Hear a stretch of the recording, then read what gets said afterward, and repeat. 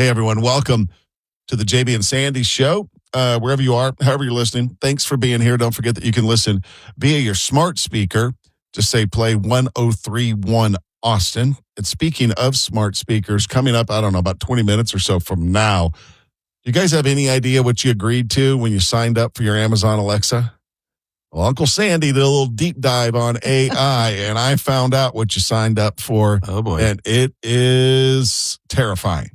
Really? Right? We'll get into that a little bit later on. I'm Sandy. This is JB. Hello. Trisha's here, too. Hi, everybody. JB, break the news to everybody about what's happening at 290 and Mopac down there. This is big time news. This might change your plans. Yeah, it could. It's sort of nostalgic. Even though these are like major national chains, it's still something kind of nostalgic about it. So, you know that intersection, 290 and Mopac, or Ben White and Mopac? Mm-hmm. And there's a Specs there. And not Huge the Specs. Yeah. And I'm trying to think of what else is right there. There used to be a carnival that popped up there every once in a while. Do you remember that? That was a little farther west, but yeah, I would have to distract my daughter when we drove by that thing. So anyhow, right at that big intersection, that there's an Applebee's, and that Applebee's did not renew their lease. I was like, oh, what's going on? What the hell?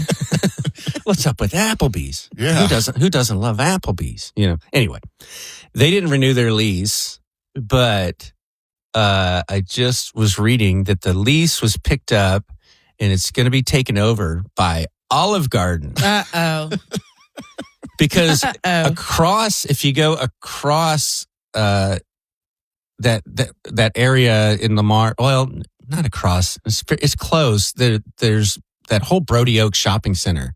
Right. I guess that Olive Garden's going to go away because that's all going to get developed. They needed it. That Olive Garden. That one's really old. So old. The only reason I'm kind of excited about this is like occasionally, like I'd say probably twice a year when you hate that decision making on dinner and I haven't made dinner, I'll just look at Aaron, my wife, and I'll go, Olive Garden? How about a little Olive Garden? And it's comfort food, Yes. a good lasagna or spaghetti and meatballs, and I love those when we get it to go. The salad that's prepackaged. Mm-hmm. I swear, if they sold those in HEB, I would buy 5 of them a week. Yeah, they sell the dressing, but it's not the same. I want the whole kit. Yeah.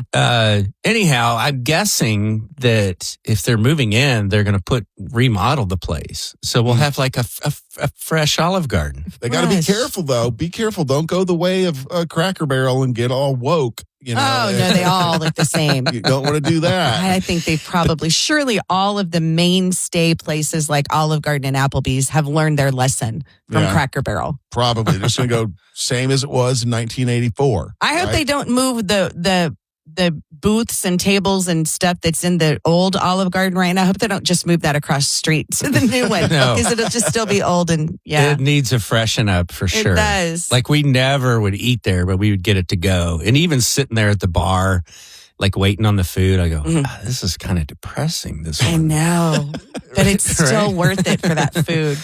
Would you guys like to know a little Olive Garden history? Oh, sure. First Olive Garden opened on December 13th, 1982 in Orlando, Florida. Was originally launched by General Mills, the cereal company, as part of their expansion into the restaurant business in the 1980s.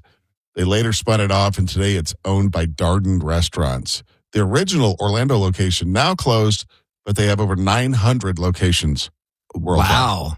They have built an empire on salad and breadstick. Yes, they have. Right? Yeah. Because that's why people go. You don't go for the lasagna. Okay, it's okay. It's You decent. go for the salad, right? Yeah, right. And the breadsticks. So, well, that's great news. I mean, that's It's good to know. good to know that Applebee's is, well, it's sad it's going away, but an Olive Garden is going in there. I mean, it's a little bit of a lateral move, but it's still comfort food, right? Is it a step up, down, or lateral? Lateral. It's like pretty lateral. I think you're right, Trisha. It's a lateral move. Lateral move there. So get ready. They're going to get excited there in that part of town for that new Olive Garden. Oh, yeah. Coming up on the show, as I mentioned a little bit ago, there's like 61 million households in America that have an Amazon Alexa.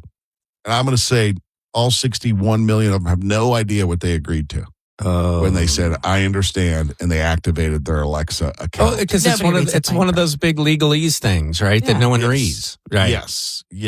So I did a deep dive with AI. Wait till you hear what you've agreed to. Oh, boy. JB, I know you don't have one, right? I don't have any kind of smart home thing. I got dumb home, I guess. We got it coming up in about 15 minutes, 20 minutes maybe. Trisha's got the story we love coming up next. What do you have? We're going to talk about ABIA and the days that you can expect for the airport to be the busiest over the Thanksgiving week. All right, story we love coming up. 1031austin.com. The stories we love.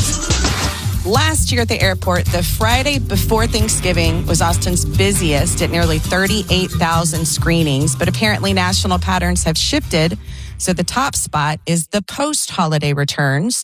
Austin anticipates anywhere from 30 to 35,000 passengers daily during the holiday period, which they're saying is November 21st to 2nd, with the peak days being on Sunday, November 30th, the Sunday after Thanksgiving, and Monday, December 1st. The peak days again went? Peak days, Sunday, December 30th. For the whole year. And Monday, yeah. So far for the year, yes. And so that's for outbound travelers. They came to Austin to see family or whatever, and now they're going home on Sunday. Mm-hmm. Okay. Mm-hmm. Other busy days, Wednesday the 26th. Like there's some other days in between there, but the most busy day for the year will be Sunday, November 30th. The best thing you can do if you're traveling this holiday season is get there early. That's the best thing you can do. And not just avoid the stress. Get there 2 hours early, whatever it is. 2.5. They're recommending that you get there 2.5 hours early. Yeah, get some breakfast tacos, do whatever you need to do. Just get there early. There's plenty of places to eat and hang out in there. I know it's not the cheapest, but man, not having that stress, walking in and seeing the massive line. Yeah. That sends your blood pressure boiling. Yeah, that and there's no rules once you enter the airport. If it's 7:30 in the morning, go ahead and get you a cocktail. Get a cocktail, Bloody Mary. Get a Bloody Mary. Pay $14 for a bottle of water. That's funny. That's the only place I drink Bloody Marys. Trisha Me too. At the airport. That's the only place. Yeah, I don't drink them anywhere else. They taste better at the airport. They always do. Way better. All the things taste better at the airport. So really, what you just said is that the travel season starts tomorrow. Like that's the 21st, you said, right? Yeah, they're saying last year the busiest day was the Friday before Thanksgiving. Still going to be busy, but yeah, the holiday season, I guess, officially kicks off tomorrow.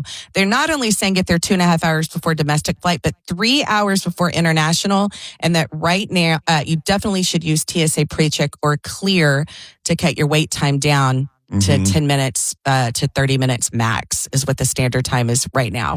I'm the guy in Clear that sneers at everyone else. I get an escort. I have someone walks me right up to the gate. No, they don't. Yeah, they do. Not to the gate. Not to the gate, but to the Clear. To the screening. Yeah. Yeah.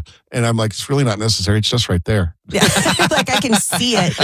It's like when somebody in the grocery store and you're like, what aisle are olives on? They're like, let me walk you over there. And I'm like, just tell me what aisle. I don't have to chit chat with you between here and there. Right. I don't know if this weird weather is going to make for some travel problems. Has anyone seen if they've gotten caught back up since the government shut down, the reopening and all that? They had a flight delay, a ground delay as recently as Monday for like 7 hours in the evening, not letting any planes land, only allowing aircrafts to take off. So happened as recently as Monday. Oh, my daughter came back from Japan on Monday and went through Denver. And I was a little worried because it was like a 2-hour layover. But you know how when you're coming back, you got to go through customs and then recheck in. It could be, and then I'm like, in Denver airport's probably the most notorious in the U.S. for having weather delays. Yeah, Mm-hmm. You never know. And Monday morning I looked at the weather. I was like, oh, good, it's clear. And I said, check in with me when you get to Denver. And she was like, customs, no problem. Rechecking, no problem. Oh, good. I was shocked. That's very good. She had a good trip, right? She enjoyed it? She had a great trip. She actually brought me back. It's weird when your kids get older. She turns 24 here in a couple weeks. And she brought me back this really stylish, sort of light rain jacket. Kind of a Really? light, yeah, just like, and she bought something really nice for her mom and all these little gifts. I was like, what has happened? That's It's You know what's cool. funny you bring that jacket. So I'm watching the, I guess it was the Sunday night game, football game, the one, and Troy Aikman was calling the game, and they went up into the booth for Troy and his partner, Joe Buck. And I was like, I got to know where Troy got that jacket. Where did Troy? It was like a really cool, but it wasn't like a sport coat. It was like this cool kind of blend of a athletic jacket and a sport coat. You know what I'm saying? It was like a shacket almost, like a shirt and a jacket combined. And I was like, they need to come up with a technology where you can click on whatever they're wearing and find out where to get it. Yeah. That's coming. They've been talking about that for a long time, where you pause your TV Yeah. and identify what something is and purchase it right there. That's coming. But then I realized if Troy Aikman's wearing it on national television, You can't afford I can't it. afford it at all. No. Need extra cash in your life? The $1,000 payday is back this morning at 9. 103.1, Austin's 80s station. I bet you never looked into what you signed up for, what you agreed to when you put your Amazon Alexa into your home a few years ago. I don't know the exact year that they came out. It's probably been 10 years that the Amazon Alexa has been around. And I was curious, so I just went into Grok and used the following prompt. What did I sign up for that it might be considered unusual when I activated my Amazon Alexa account? I was just like, what do I agree to? when I clicked that box that says, I understand, I agree. I all that acknowledge. stuff. Nobody ever reads that. Nobody. And they know that, Yeah. right?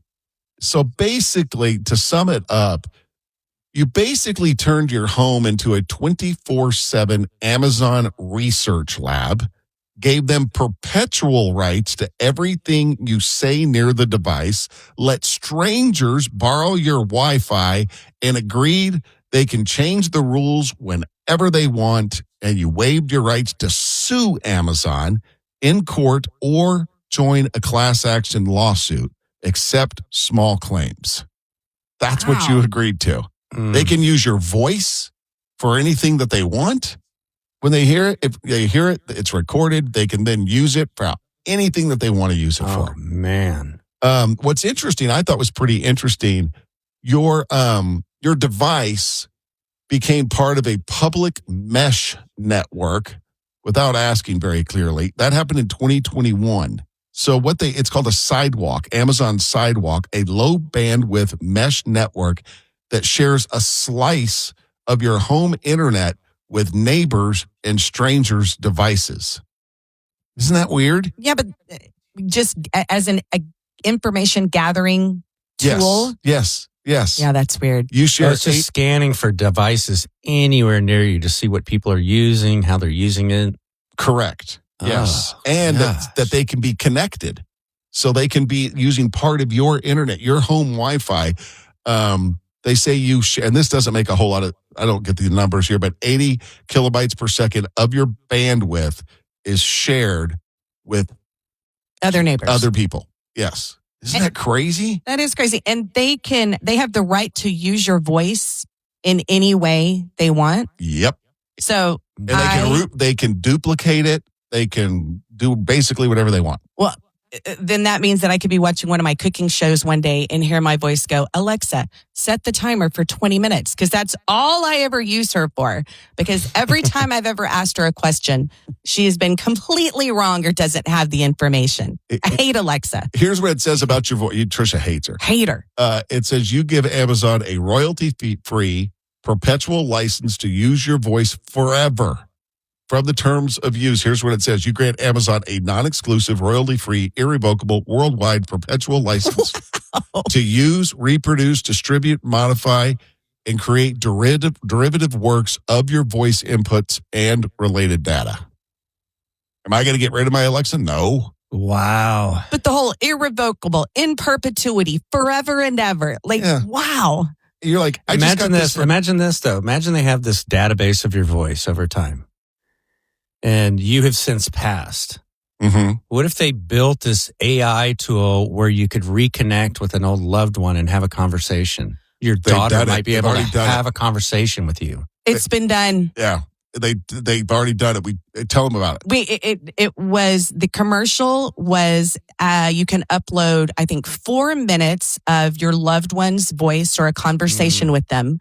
And then once they pass, that is enough information for AI to recreate that person virtually, that you then can continue to chat with them and talk with them for the rest of your life. And the commercial started out grandma talking to the little grandkid, and then grandma dies, and then it's the little grandkid as an adult talking to grandma, virtual grandma, and then it's grandkid's son talking to virtual grandma. Yeah. It's so creepy. It is. It's weird. It's really weird. I don't know. I know. It's like you've seen probably seen them in your social feed, where they bring old photos to life. Yeah, it's cool. Oh, That's we've done that. cool. Have you tried it? I've done it, but when I've done it, and I've tried a couple different pieces of software, the people come out with an extra arm, an extra ear. No. They were not good. They looked like lizards sometimes. I don't know. Sandy came out as a Hispanic baby in one of his versions. I did. With hair, right? Yeah, you had a black hair as baby Sandy when we did it with his photo. Yeah, but I've done it a few times and it comes out great, too. I use Grok for it. And that stuff, I haven't done in a while. I know that technology is like improving on daily. Yeah. It's pretty wild. It is. Who knows what's next? There's going to be duplicates of everybody. Yeah, you're not going to know who's who. You're not going to know what's real. And not to get all into it, but I went down a not very deep rabbit hole of whether or not we are living in a simulation. Oh, God. Have you ever thought about that? That'll mess with your brain. That will really mess with your brain. Sandy, just put your little foil hat back on and just relax about all the things, okay? All right, I will. I'll take a deep breath and just. I mean, he gets weird about it sometimes, JB. Weird about it. I'm open-minded. Wouldn't it be? I mean, would you be surprised at all when you die, you find out it was all a joke? I mean, you know what I mean? Or just a. I mean, I know you got some doomsday prep in you too. Oh, yeah. Now this, it's how's your manifesto coming along there, Sandy? I had AI write it. 1031austin.com. Well, that's it.